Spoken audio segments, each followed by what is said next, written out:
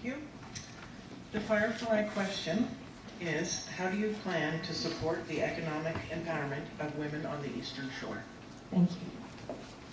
So it's supporting the empowerment of women on the Eastern Shore. The question first goes to Randy. Well, that's fairly easy for me. My wife ran in an election once already, a provincial election, so there was empowerment there. My daughter is hopefully going to follow in my footsteps, maybe be a better success than I, but we hope to empower her to get involved in politics. My wife runs a small business called Backyard Gardens where she sells vegetables, fruit trees, etc., etc. But it goes beyond that. I think we have to change the mentality of the masses, if you will.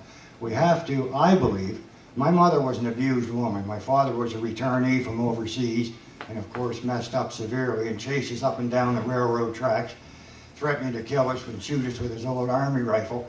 So I'm quite familiar with what goes on, what women face and the oppression that women face and the diseases that women get as a result of agoraphobia and those sorts of things as a result of being oppressed. I know I could go on forever. I hope you got something out of what I had to say. Thank you.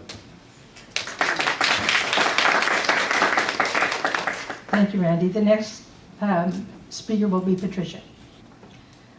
Thank you, Randy. Actually, I really appreciated those comments.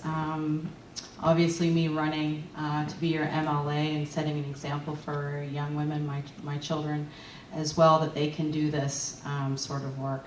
We need to invest and develop our women as leaders. We need to have affordable, quality childcare because women often carry the heavy weight of the childcare role in the homes, which ends up resulting in women earning, I think it's around 72 cents on every dollar a man earns. Mentorship programs, working with employers for flexible work schedules to accommodate those caring roles that women often take on. There's a recent report out, Women as Catalyst for Growth, a BC action plan.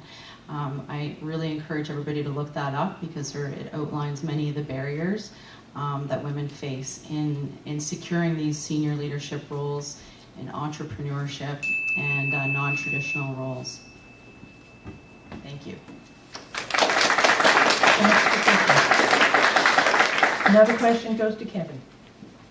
Thanks very much for the question. I think it goes without saying the role of any government is to enable its citizens to be the best that they can be, no matter what their gender, no matter what their race, no matter what their physical ability, no matter what path they choose to follow. So our job is to empower people, and certainly the empowerment of women is a key policy for our government. We have the most cabinet ministers in the history of Nova Scotia occupy leadership roles. Our deputy premier was Diana Whalen, I guess, for another couple of weeks.